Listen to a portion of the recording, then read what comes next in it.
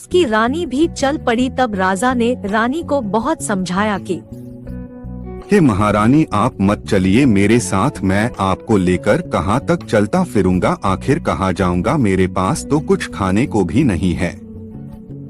तब रानी बोली, नहीं, मैं आपके साथ ही चलूंगी, मेरी यही धर्म भी है। तब रानी बोली, नहीं, मैं आपके साथ ही चलूंगी, मेरी यही धर्म भी है। यह कहकर रानी राजा के साथ चल दी। राजा बहुत कोशिश किया कि रानी से पीछा छुड़ाया जा सके, परंतु रानी नहीं मानी और राजा के साथ चल दी। एक दिन जब रानी सो गई, तब राजा रानी को छोड़कर चला गया, और जब रानी आँख खुली तो राजा वहाँ नहीं थे। तब रानी अपने मायके की तरफ चली गई। उधर राजा चलते जा रहे थे, तभी उनको रास्ते में एक सांप मिला और उसके चारों ओर आग जल रहे थे। तब सांप राजा से बोला, हे राजा, आप मुझे बचा लीजिए, मैं आपका जीवन भर ऋणी रहूंगा।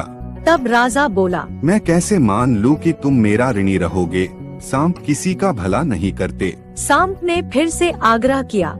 तब इस बार राजा सांप के करीब गया और सांप को गोद में उठाकर बाहर ले आया। राजा जैसे ही सांप नीचे उतारकर आगे बढ़ा, सांप ने राजा को डस लिया। तब राजा ने कहा, तुमने वही किया जो मैंने कही थी कि सांप किसी का भला नहीं करते हैं, वे किसी को भी डस लेते हैं। मैंने तुम्हारा भला किया है, मैंने तुम्हें डस करके काला कर दिया है। मैंने इसलिए ऐसा किया ताकि तुमको देखकर कोई पहचान न पाए और लोग तुमको नौकरी दे दे, जिससे तुम अपने पेट का पालन कर सको। तब राजा बोला, नहीं, तुमने मुझे डस कर मेरा शरीर काला कर दिया, जिससे मैं अब और भी कुरूप लगूंगा। तब सांप बोला, नहीं राजन, तुम अब नौकरी तो पा जाओगे। रही बात शरीर की, तो ये लो मेरा केचुली। जब भी तुमको अपना सुंदर चाहिए होगा तो ये केचुली अपने शरीर पर फेर लेना, तुम अपना पहला रूप पा जाओगे। तब राजा बोला, धन्यवाद जो तुमने मेरे बारे में इतना सोचा। इतना कहकर राजा भोज चल दिए। वह थोड़ी देर बाद एक दूसरे राज्य में पहुंच गए और फिर वह उस राज्य के राजा के दरबार में निहायत ही चले जाते और फिर वापस आ जाते। एक दिन वहाँ का राजा भोज को देखकर पूछा, तुम्हें क्या दिक्कत है जो रोज आते हो और फिर चले जाते हो, क्यों, क्या बात है? राजा भोज कहते हैं, मुझे नौकरी की आवश्यकता है। मैं एक सारथी हूँ, मुझे घोड़ों की भी जानकारी है, मैं घोड़ों की देख रेख कर सकता हूँ। वहाँ का राजा भोज को नौकरी पर रख लेता है और राजा भोज घोड़ों का देख रेख करते हैं। राजा भोज को देवताओं से कई आशीर्वाद प्राप्त थे। एक बार राजा भोज के रथ चलाने के बाद राजा बोला, मैंने आज तक तुम जैसा रथ चालक नहीं देखा। राजा को चलते हुए गिनने का आशीर्वाद प्राप्त था। एक बार जब राजा भोज रथ पर राजा को बैठाकर चला रहे थे, तभी राजा एक पेड़ को बताकर कहे कि इस पर 7,02,100 पत्ते हैं, चाहो तो रथ उतार कर गिन लो। राजा की इस बात पर राजा भोज सारथी रथ उतार कर गिने और बोले, महाराज, आपने बिना गिने कैसे बता दिया कि इतने पत्ते हैं इस पेड़ पर, और सही भी है, जितने आपने गिन के बताया है उतना ही है। तब राजा बोले, हे सारथी, मैं तुमको गिनने की कला अवश्य सिखाऊंगा, लेकिन इसके लिए यह शर्त है कि तुमको भी मुझे रथ चलाना सिखाना होगा। राजा भोज मान गए और वहाँ दूसरी ओर रानी जान गई कि अब ऐसे राजा भोज नहीं मिलेंगे, तो उन्होंने एक योजना बनाई कि क्यों न फिर से स्वयंवर रचाया जाए और शर्त रखी जाए कि जो कोई बिना आग के भोजन बना लेगा, रानी उनसे ही शादी करेंगी। तब उन्होंने अपने पिता के साथ मिलकर स्वयंवर रचा दी और सभी राजाओं को निमंत्रण भेजा कि आज से 7वें दिन रानी का स्वयंवर होगा। और 7वें दिन उस राजा के पास भी निमंत्रण पहुंचा जहां राजा भोज नौकरी करते थे। निमंत्रण सुनते ही राजा ने राजा भोज को बुलाया और सारी बात बताई। राजा भोज यह सुनते ही सन्न रह गए। तब राजा बोले कि आज 7वां दिन है, हम कैसे पहुँचेंगे? जब तक पहुँचेंगे तब तक स्वयंवर खत्म हो जाएगा।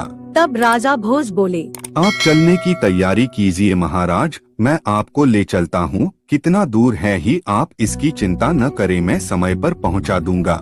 राजा भोज ने 2 मरियल घोड़े को चुनकर ले लिया। तब राजा ने राजा भोज से कहा, क्यों भाई, तुमने 2 मरियल घोड़ों को ले लिया? इतने अच्छे अच्छे घोड़े हैं, उनको ले लेते। नहीं महाराज, अगर उन्हें लेता तो वे 4 दिन लगा देंगे पहुंचने में। मुझे नहीं लगता ये मेरा भार सह पाएंगे। अच्छा चलो भाई, जैसी तुम्हारी इच्छा। राजा भोज राजा को रथ पर बैठाकर निकल पड़े और शहर से बाहर पहुंचकर रथ को हवा में उड़ा दिए। और राजा भोज को आशीर्वाद प्राप्त था तो वे पवन देवता से विनती की हे पवन देवता, 4 दिन लगने वाले समय को कम करके 4 घंटे में पहुंचा दीजिए। रथ पर पवन देवता सवार हो गए और रथ बहुत तेज उड़ने लगा। राजा भोज चला रहे थे और राजा पीछे बैठे हुए थे। थोड़ी देर बाद राजा का रुमाल गिर गया। तब वे राजा भोज को रथ रोकने के लिए कहा। तब राजा भोज बोले, महाराज, रुमाल 400 मील पीछे गया। तब राजा को लगा कि राजा भोज झूठ बोल रहे हैं। राजा नहीं माने तो राजा भोज रथ को नीचे उतारे और रुमाल 400 मील दूर मिला तो राजा आश्चर्य में हो गए और बोले, सारथी तुम कमाल हो, तुम इतनी आसानी से कैसे रथ चला लेते हो? राजा भोज फिर से रथ उड़ाने लगे और समय पर राजा को पहुंचा दिया। वहां वे भी राजमहल में गए और वहां सभी राजा बैठे थे। वहीं जाकर वे भी बैठ गए और प्रतीक्षा करने लगे। फिर शाम को सभी लोगों को शर्त बता दी गई तथा सबकी तलाशी के बाद सभी को भोजन बनाने के लिए राशन दे दिया गया। थोड़ी देर बाद राजा भोज से बोले, लगता है यहाँ भूखा ही मरना पड़ेगा। कैसे? आखिर बनाए भोजन। महाराज आप चिंता ना करें, मैं आपको भूखा नहीं मरने दूंगा। अभी मैं भोजन बनाता हूँ।